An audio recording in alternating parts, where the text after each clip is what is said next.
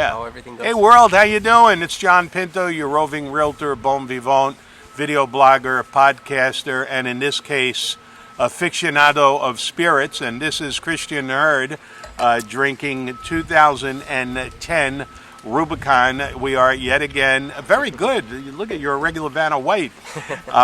Drinking Inglenook Rubicon 2010 in my demi bottles. Cristian, do an encore of that little display that you did. Let's see that bottle one more time. Yeah. Very good. There it is. And every now and then Inglenook has sales at $50 per bottle for a six-pack, $300 for their demi Rubicons. And I like the demis because I actually don't drink that much.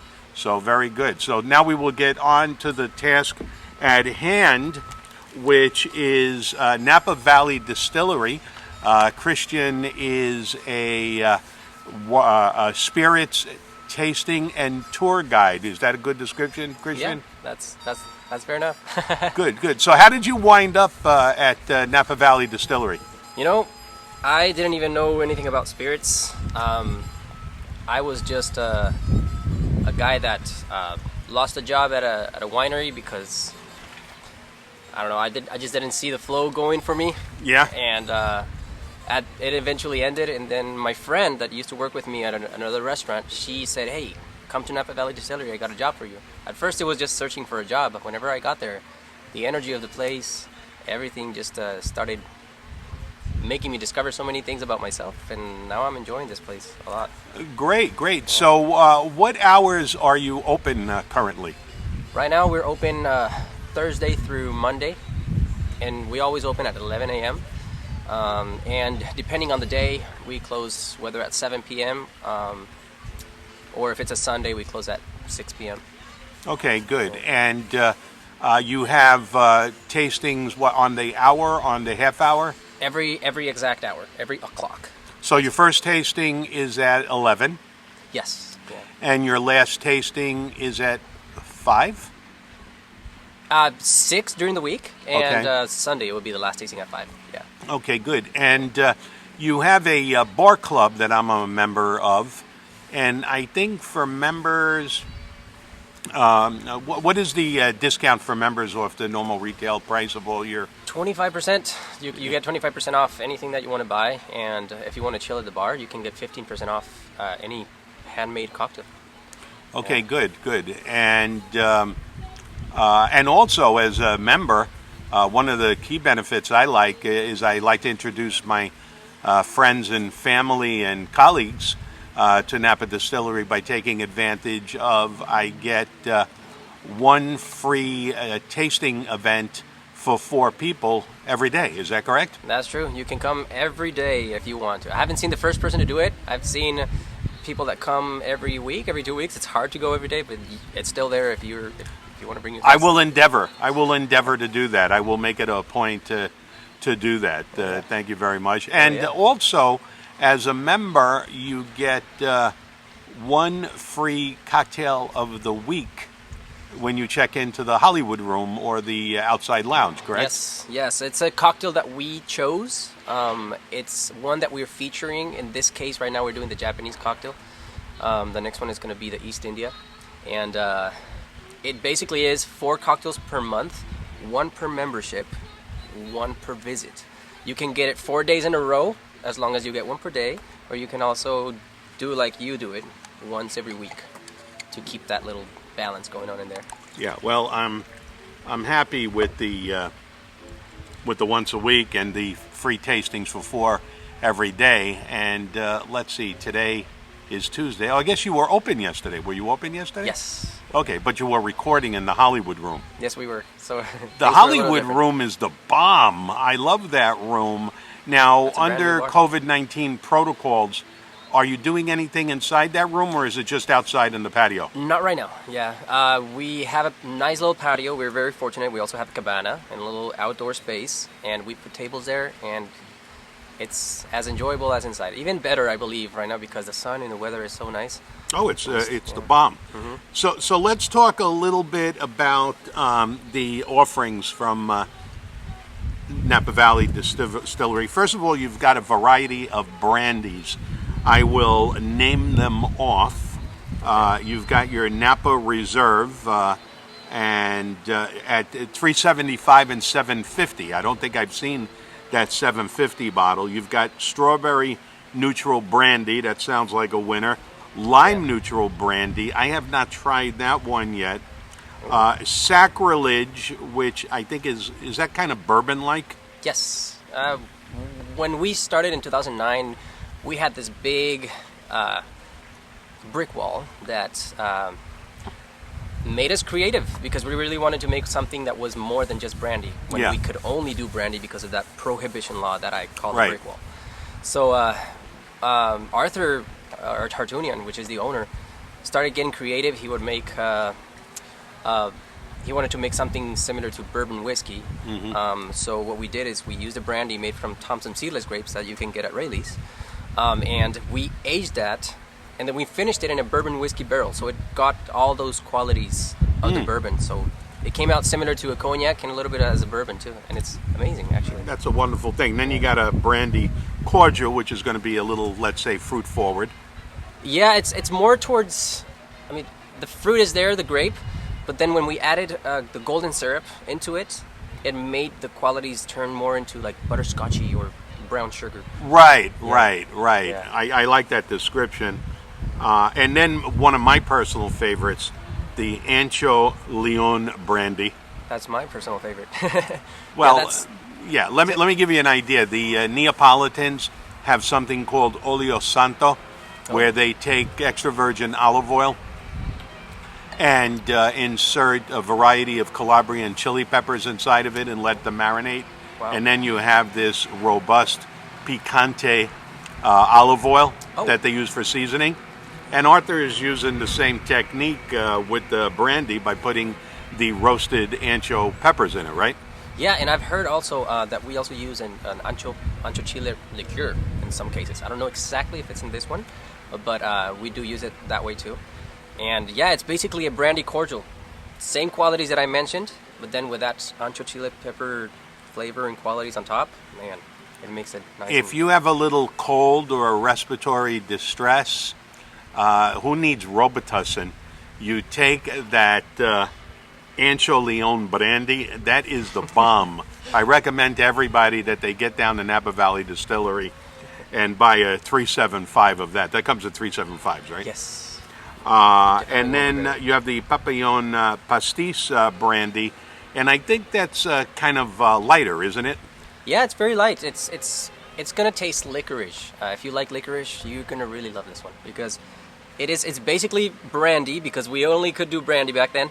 Brandy infused with anise, and it might have some other little secret touches in there.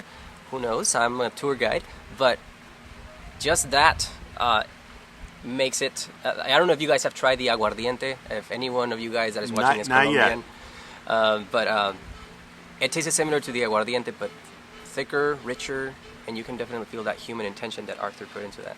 Yes, I like that, the human intention.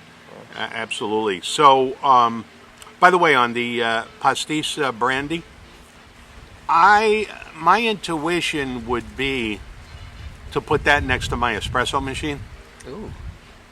Because the Neapolitans like to put either anisette or sambuca, which both have a anise licorice kind of a deal. Wow. So I'm thinking in the Hollywood room, if you have an espresso machine or any kind of a coffee maker, and for people that are buying it home, I would definitely suggest that you take the Papillon Pastis Brandy and buy a bottle and stick it right next to your espresso maker and just coat the bottom of the espresso cup with a little bit of the pastis, and it'll give it a nice little back anise flavor. It won't be a forward flavor, it'll just be a little bit on the back of your palate. How does that sound, Christian? You think I can get a job there?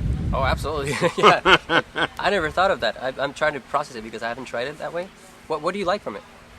I like the espresso. Okay, the Neapolitan descriptor is corretto. They call it espresso corretto. a corrected espresso. Okay. You know how espresso could be a little bitter? Yes. Okay, so you correct it by adding a little anisette, a little sambuca. Instead of cream. Yeah, oh, not cream. Yeah. Or some Papillon Pastis brandy. Oh yeah. Okay. Well, new stuff for me as well. I think that's going to work. We're going to test that out. Yeah. And I'm going to have to make sure. I'm going to have to check my collection to see if I got a bottle of that already. Okay. If I don't, I'll substitute it in my next shipment, and we'll give it a try. So on the brandy, before we leave the brandy, you mentioned Thompson seedless grapes. Is that the grape that is the source of all of the brandies? No, we actually use Sauvignon Blanc grapes to make our almost vodka neutral brandy. But we also use Thompson seedless, but it's mostly those two grapes that we use. Sauvignon Blanc or Thompson seedless? Yes. Yeah. Okay, good. Yeah. All right, so before we depart the brandies, which is a large portion of your offerings, what would you like to impart to our viewing audience on what they need to know about your brandies? Well, with our brandies, you're going to experience something that is more than just flavor and alcohol. There's a human spirit behind all this. There is a human intention. Like, there's someone who loves what he's doing, and staff that love working there. Is that Tim? Is that Tim? Is he the head? Tim and Arthur. Because Arthur started making all these stuff for his friends. He would make... Yeah. It was like a personal thing. And that grew. It's called artisanal. Right, yeah. And a lot of intention, because like it's not just because of the alcohol and the flavor that grew, but his self-belief and the belief that he had behind all that he was doing, basically. Right. Well, you may or may not know this, and our viewing audience may or may not know this, but before Arthur, the proprietor at Napa Valley Distillery, took the political initiative in Sacramento with the governor's office, the state assembly, and the Senate to allow distilleries to distribute their products in California through a retail outlet, you couldn't do that. People may notice that you never had distilleries in California, let alone distilleries sampling their wares on a retail basis to the general public. And we could thank Arthur personally for creating an environment, especially in Napa Valley, where we don't have to drink wine all the time, although I love being here at Inglenook and drinking my wine. But I love departing Inglenook and then going to Napa Valley Distillery to finish it off. So thank you, Arthur. Were you privy to that political past of Arthur's? Yeah, I don't know much about it. I know mostly the basics of like the main story, which is he co-created an association to fight that old law that was not making sense for this new era that we are in, the prohibition. So he wanted to offer all that he wanted to offer, and you fight for what you want. And he didn't want to be impeded, and he won. Yeah. Very good. Okay, so there's the artisanal spirit that you wanted to emphasize to people to know. And I tell you, I like, Kentucky, and I like Tennessee, but I certainly like patronizing my local artisanal vendors and purveyors. Mm-hmm. And it is a real pleasure to see that Arthur and the crew are doing such a great job providing artisanal spirits, and that I have the opportunity to go there and support that kind of artisanal venture. So let's talk about the gin. We've got two gins here. We've got the Old Hollywood Gin Original and the Old Hollywood Gin Summer Sequel. So why don't you tell us about the Old Hollywood Gin Original? All right, the original Old Hollywood Gin is going to have a Christmassy or winter vibe into it. Gin is literally a vodka that is infused with juniper berry oil. So those are the two main ingredients. The only thing is that we couldn't make vodka back then when we were making the gin because that prohibition law was still on. So what we did is we used our neutral brandy, and by using our neutral brandy with juniper, we couldn't meet the qualifications for it to be called GIN. So what we did is we called it gin with double N. that worked out perfectly. And then we ended up adding cinnamon, cardamom, coriander, and some other secret spices that make the taste. That are not so secret now. If you have a good palate, you'll catch them. Very good. And the Old Hollywood Gin Summer Sequel, how does that vary? That has a totally different vibe. You're not gonna feel that the dryness of fall or winter. You're gonna feel more color into it, more life, more floral, and More fruity, citrus, and some spices like anise. Like it's all about the flourishment of summer. Yeah. In your Okay. mouth. Now I know enough about gin to be dangerous. I know there's the London style and the Dutch style. Has that conversation taken place at the Napa Valley Distillery? And can you impart any knowledge on those two styles as they pertain to how you and Arthur are making it at Napa Valley Distillery? You know, honestly, when I got hired and in 2018, when I started, actually August of 2020, I knew nothing about alcohol. Yeah. So all that I've learned mostly is because of our products in Napa Valley Distillery. So many people bring the London Dry Gin or other brands and they like comparing it. I let them talk about it because I haven't gone there yet. Yeah. Good. We're going to have to check with Theodore. Oh, Theodore. Oh, Theodore, the man with the answers at Napa Valley Distillery. Yep. We'll have to go down there, do a tasting, try the Old Hollywood Gin Original, the Old Hollywood Gin Summer Sequel side by side, maybe next to the vodka, and then wax poetic on the differences of the London and Dutch style of the gins. And they are quite tasty, I will say. Theodore is the guy for that. Yes. Sure. And in the meantime, before we depart the gins, is there anything you would like our viewing audience to know about the gins?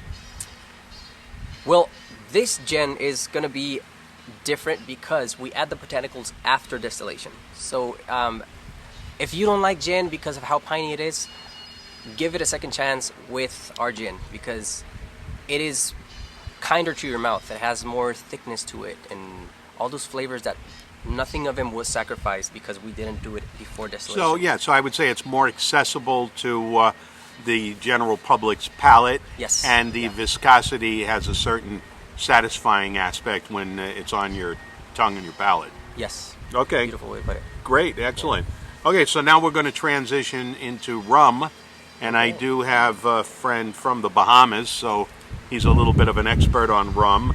And we love to have single malt Scotch tastings. We like to have rye tastings, but we also like to have bourbon and rum tastings. We like our rum tastings. So let's talk about the Bourbon Barrel Rum. How can that be bad? I haven't found that answer yet because I really enjoy it. Yeah, it's a rum made from sugarcane that was put in a bourbon whiskey barrel. It's one of those little things that we got creative with as well. We could already do rum, but by putting it in a bourbon barrel, it added all these. It sounds very, very simple, but it added bourbon qualities into it, and the blend of both creates something new. Basically, we like using it with our rum and Coke, and it comes out very delicious. I would imagine, however, that this is going to have enough quality where you could drink it up or one of those big fat round ice cubes and not mix it in a cocktail, correct? Just by itself, it's amazing. Yeah. Is it going to have a little bit of burnt brown sugar sweetness to it? How would you describe it? This one, not. I don't really feel that burnt quality. How would you describe the bourbon? What bourbon the barrels bring to the party here? It's more towards sweet without. I don't know. It has these sweet qualities into it and smooth, even though it has 42.5 alcohol compared to the 40% that we have. Yeah. It is very gentle with you most of the time. Yeah. So it's nuanced. It's dialed back. It's delicate. Yes. Yeah. Excellent. Okay. And then we have the Port Cask Rum Club exclusive. Here's one of our closes for people to join the club. So tell us about the Port Cask Rum version of that. That one came out nice and dark. It has a lot to offer. It's a dark rum already. We made it from molasses, and then we transferred it to that port wine barrel, and that port wine added another dimension of dark fruit qualities. And whenever you take a sip of that, I recommend sipping on that one, at least for me, because it has a lot to offer. It's so that's a lot like a liqueur, somewhat. Yeah, I would. It goes more towards whenever I taste the spirit straight from the barrel. Okay. Yeah. Okay. Yeah. And I'm going to think that's probably going to work well for a hot toddy. Most likely, yes. Yes. Yeah. Hot Something with it as well. Yeah. And as we climb the sweetness ladder, I'm thinking you've got the Rum Cordial. Oh, Rum Cordial. Yeah. That one is a blend of 3 rums, and I believe this one is. Whenever we run out of this one, the next one might not be exactly the same because we use different types of rums. I believe that I heard that there's one rum that was aged a little bit in a Cabernet Sauvignon barrel. I haven't confirmed that, but if it's true, I can believe it. 3 rums blended in, and then we added the golden syrup into it. And man, what a dessert rum it is. You mentioned golden syrup. What is that? Golden syrup is it's when you do cordials, you can add sugar, but what we did is we added golden syrup. I don't know exactly what it's made of, but it has this mapley, burnt sugar quality into it. You think it might be from golden raisins? Maybe. Maybe. We don't know. We have to check. Yeah. Another question for the answer man, Theodore. Or Tim. Those two. Put them two here together. Yes. Oh man, they're gonna explode. By the way, talking about sophisticated palates, my very dear friend Pat Slattery is watching. She's got a very sophisticated palate. We're gonna have to invite her down if she hasn't been there already. Say hello to Pat. Wave to Pat. Hi, Pat. Thanks for watching, Pat. We'll see you soon enough. So, very good. So, is there anything that you want to impart to our viewers on the rums before we go on to the next group? Well, come and try them. They'll speak for themselves, basically. Oh. Yeah, no, really. It's one of those things that I, with the 6 months of experience that I've had there, haven't learned how to really describe to a point where I can actually say everything that it has to offer. Well, I would say convene a small group of friends at your house, preferably with some cigars, and do a rum tasting, and you've got 3 rums to try. So now we're on the group that I appear to utilize more than any other group, and that is the Bourbon and Rye Group. Oh yeah. So let's talk about the SOB bourbon. I guess the SOB is Son of Bourbon. Son of a bourbon. Yeah. Son of a bourbon. So how would you describe the Son of the Bourbon? Well, to my understanding, it's a bourbon whiskey that was smoothed down by the port wine that we finished it in, so much that we decided that's why we called it Son of a Bourbon, because of how darn smooth, damn smooth, that says the bottle. Basically, it is. Okay. Mm-hmm. So, and was that 40% alcohol? 40% alcohol. 70% of it is going to be corn. The rest is going to be barley and rye. And it still has a little character into it. But if you compare it to the many other rums, many other bourbon whiskeys, you'll realize how much smoother it got because of that port wine barrel. So, yet again, that will be fine to drink up or with one of your massive tennis ball size round ice cubes. Yeah, yeah. I love those ice cubes. Yeah, they're fancy. I like That's them. right. By the way, if do you guys sell the ice cube trays by any chance at Napa Distillery? No. Okay. No, we don't. So for our viewing audience, I would recommend for those friends of yours that like to drink spirits and they like them on the rocks, go to Amazon and buy those big ice forms for the big round ice cubes. They're about the size of a handball or a tennis ball, and they don't melt. So you can cool the spirit without diluting the spirit. And Theodore and you use those occasionally in the Hollywood room, don't you? Yes, yeah, and mostly in pours like that, like pouring straight whiskey or stuff. That's the one we like going for. Okay, so then the SOB bourbon, very accessible. Then we've got the Bourbon Cordial, Let's talk a little bit about that. The Bourbon Cordial is actually going to be a bourbon that wasn't even finished in any port barrel. It was straight bourbon that we got, and then we added the golden syrup. All the cordials that we make are always going to have golden syrup. Yeah, and the golden syrup brings up the flavors of the bourbon even higher, and the spiciness. That one comes out with some kind of spiciness, some sassiness, and yeah, I totally recommend it for right after dinner or whenever you're done eating. It's a good palate cleanser. Oh, nice. Yeah. I recommend it in between courses. How's that? Even better. Multiple palate cleansers. Put that in your pipe and smoke it. And by the way, on the golden syrup, you don't sell the golden syrup in the retail shop, do you? No, we use it for our stuff, but we don't sell it. Okay, fine. All right, now this is my favorite. I drink this more than all of your other ones combined, and that is the Panama Rye. How would you describe the Panama Rye? Panama Rye is going to be, if you guys have tried rye whiskey, it's known for being very spicy. Panama Rye came out a little differently because we finished it in a late harvest Chardonnay white port wine barrel. And the thing with late harvest Chardonnay is that late harvest, as it says, means that the grape is going to be very ripe and sweet. So when we left it there for all the months that we left it in, it smoothed down a lot of those edges that rye whiskey is known for having. So it has this nice grapey cushion under it. When you take the shot or take a little taste, it doesn't really... I find it very benign. And every time I serve it to my friends, everybody likes it. And rye is not for everybody.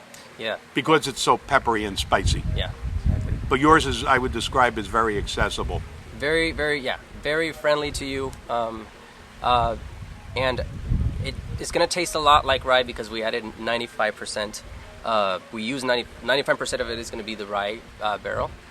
And yeah, it's 42.5% alcohol. Even though it's that high, most people don't even feel it because of how comfortable it is to drink. Yeah, and I must admit, probably because of the price, I have never tried the Crouching Lion 13-year-old 750, which retails for $199, and for club it's $169. I am very curious to hear what tasting notes you have for that one. That one, tasting notes, is going to be, well, it's a happy accident. It stayed in a Dolce barrel from our friends at Farniente Winery. Oh, yeah. Nice.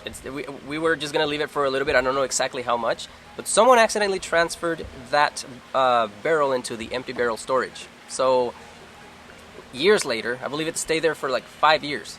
They were able to find that barrel, and whenever they tasted it, it had all these like fruity qualities on top of the bourbon. And it was not a bourbon whiskey. It was we followed all the rules, but the only thing that we didn't do there was age it in a new barrel, in a new American oak barrel, like the rules say. Yeah. We used a used bourbon barrel, so we couldn't call it a bourbon whiskey. We call it a bourbon mash whiskey. But the qualities, yes, it lasts in your mouth longer. It lingers, and all those Dolce qualities are just right there. Really? Yeah. That sounds good. I might have to take a stab at one of those bottles. Yeah. How many? Do you have a lot of bottles available? Yes, we still do have bottles. We're not running out pretty soon yet. Okay, and you probably want to drink that straight, right? Straight? I like it straight, yeah. Now, does that have any kind of a smoky or a leathery or earthy or peaty thing going on, or is it... Oh, wait a minute. You hear that alarm? Yeah. That means somebody just ordered White Zinfandel in Napa Valley. And, really? Yes, and the White Zinfandel police are going to arrest them. No way, really? That's right.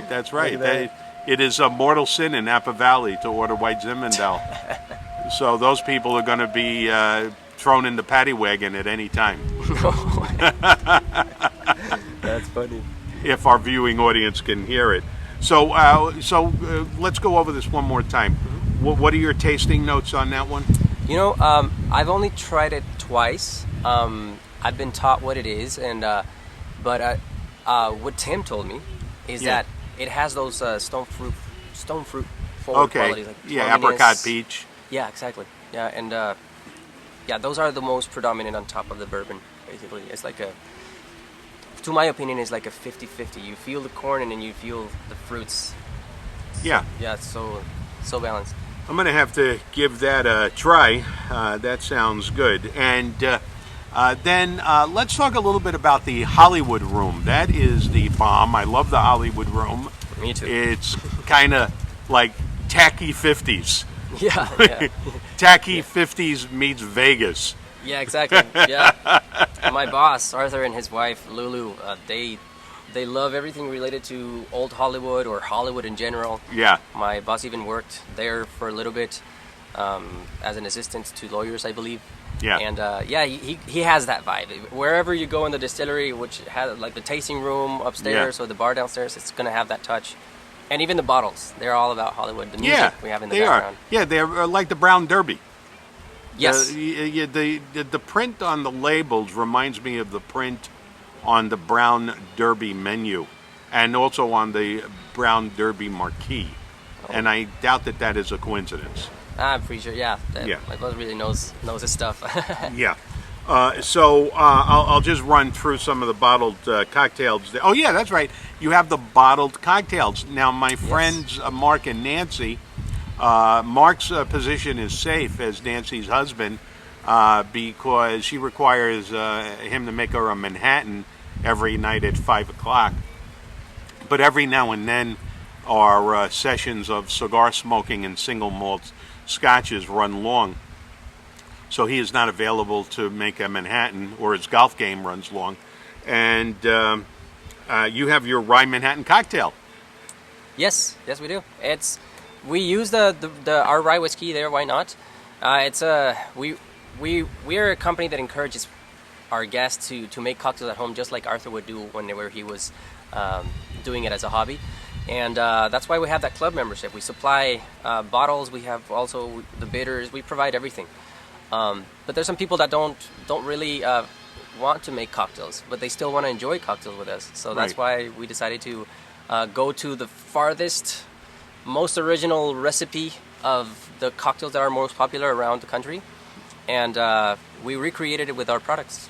Yeah. The lazy man's guide to making cocktails. Just buy Napa Valley Distillery Cocktails, and we have a Mai Tai. I've got good reviews on that. Yeah. Napa Valley Cocktail, Old Fashioned.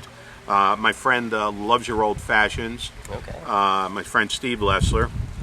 Brandy Mint Julep Cocktail. That sounds like something that'll be very popular May through October. Negroni. Sounds very classic. Negroni, yeah. Brown Derby Cocktail. Yep. I knew that connection would be somewhere. The Rye Manhattan Cocktail we talked about. The El Dragon Cocktail. What is that? El Dragon. It's a cocktail with dark rum. I like calling it, and that's just my words, but it's like it has 3 dimensions of spiciness, because those spiciness goes 3 ways basically, because the dark rum that we have is already spicy in there, and then we add ginger, which has a spiciness of its own, and then we add Ancho Chile peppers onto it. Oh my God! So that's got a lot going on. Yeah. And then the Vesper Cocktail seems to be a regular offering for the members for the free cocktail. That seems to come up a lot. Can you tell us what that is? That one was on the previous period of membership. Yeah. Right now we're doing the Japanese, but the Vesper is a martini-like cocktail. It follows the one of the characters. It's named after Vesper Lind from the Casino Royale James Bond movie. Oh yeah. This is the cocktail that James Bond asked for, instructed the bartender to do. We try to use.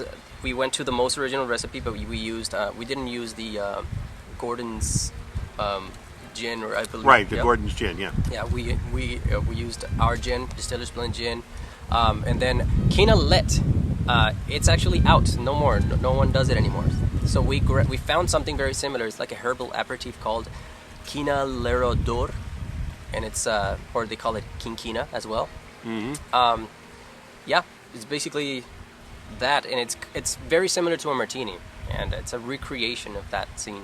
Oh, okay, good. Well, I'll remember that one too. And I noticed looking at your list I don't see a listing for your vodka, which I think is extremely good, especially combined with that Bloody Mary mix that you guys sell out of the retail shop.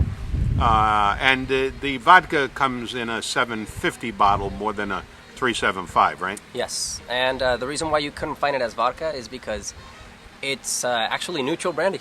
So you might find it as neutral brandy there. Oh, okay. So maybe that's the Napa Reserve. Napa Reserve, yes. Okay. Yeah, that's well, let's talk about that, because I really find that it imparts a very unique flavor, being vodka made out of Sauvignon Blanc grapes.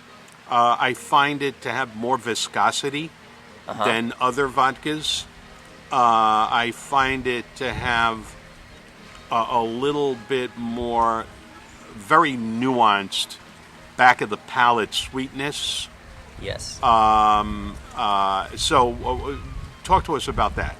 Well, first, the reason why it's almost a vodka is what we did is vodka is any spirit that is distilled up to 95% ABV, which means alcohol by volume.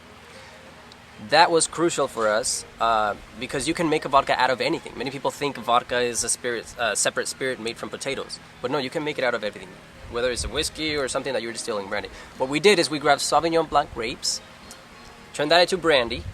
We distilled it to 93.5% ABV, which is right below the 95 point of the vodka. Someone asked us in one of the tastings that we had, hey, if you guys were able to do why didn't you guys go to 94.5 and you guys decided to go lower? Well, since we're already going lower than 95, we realized that by going slightly lower, it preserves more of that taste of the grapes, and we don't lose that. Oh, yeah. That's very interesting. Mm-hmm. So that's why you feel all that consistency, all that flavor of the grapes. Wow, Yeah, wow. And do you want to comment on the Bloody Mary mix that you've got in the store? Yeah, Bloody Mary mix is from the Real Deal company. They're in Colorado, and they really help us a lot on our stuff. They have way more, but we carry the pickles that they have, and we also have the Bloody Mary mix. It's a blend of it has a cucumber water habanero. It has pickles blended into it, garlic. Horseradish, a whole bunch of stuff together that makes... definitely horseradish. Yeah. It's an eye-opener. Yeah. Not for the faint of heart. No, yeah. And a lot of coarse black pepper. Black pepper, I believe so, yeah. I think so. Yeah? I don't think I added it. I felt it. Okay. That is nice. Yeah. Very well. This has been very enlightening.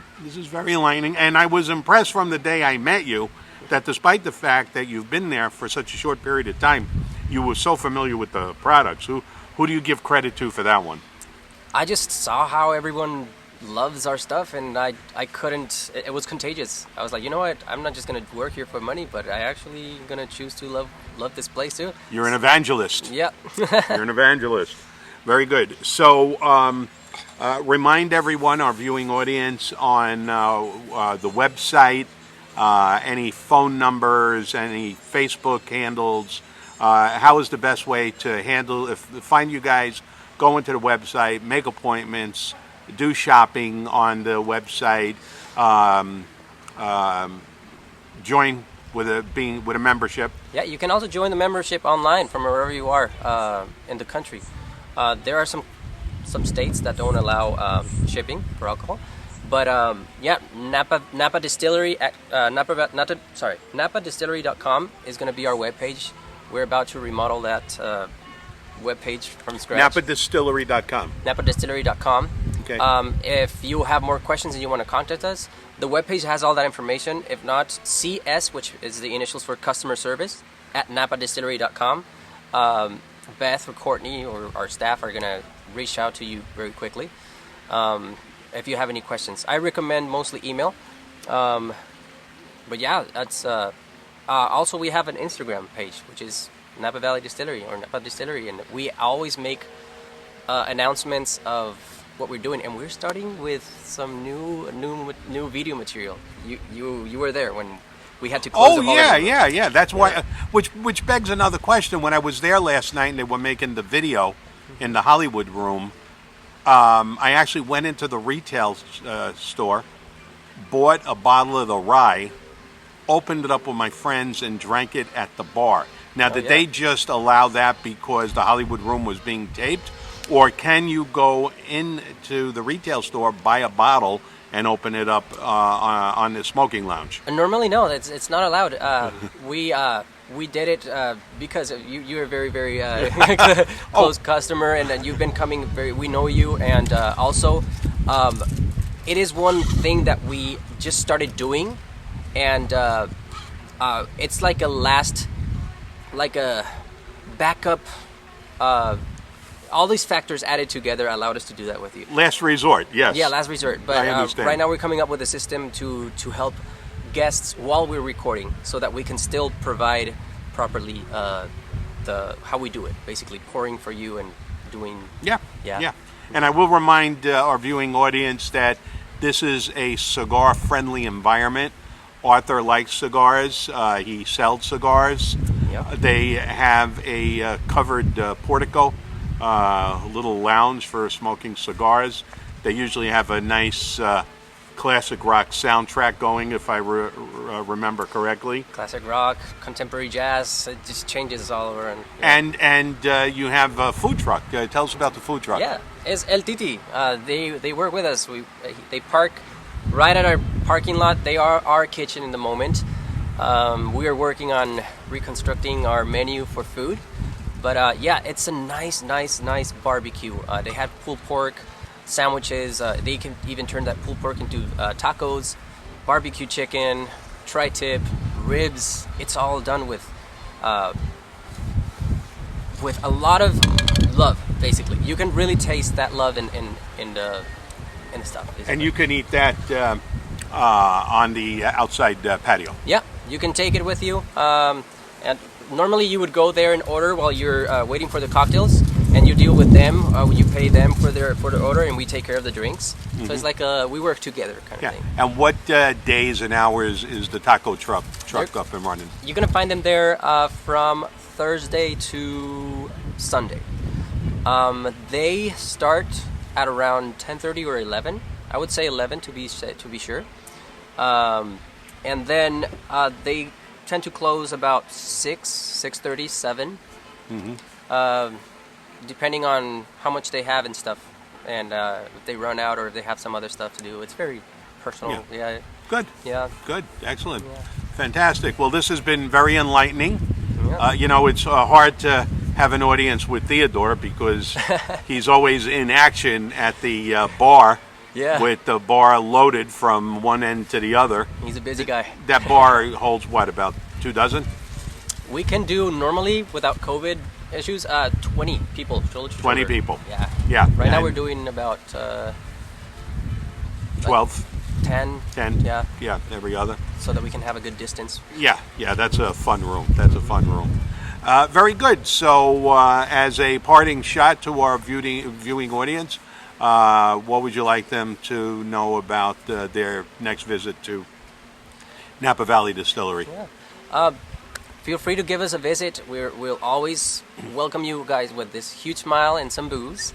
And also, I'll ask about our products, ask about our private educational experiences that we're doing right now. Yeah, give us a visit. Get to know how booze is made and how we make it. Excellent. We do it for you guys. So excellent. Yeah. So I'll end by saying that Napa Valley Distillery is definitely top 5 my favorite venues. Everybody knows that I'm at Inglenook as often as I can be every day, and I certainly miss the Blue Note in Napa. That is bothering me. Oh yeah. And the Uptown from my rock and roll, the Uptown Theater, and the Culinary Institute of America at Copia, and Napa Valley Distillery rounds out my top 5 Napa Valley experiences. So there you go. Yes, this is John Pinto, your roving realtor. Yes, emphasis on the realtor. If you're looking to buy, sell, exchange any real estate anywhere in the Bay Area, I can help you directly. And if you're looking to do something outside the Bay Area, I can hook you up with a good broker and a good lender.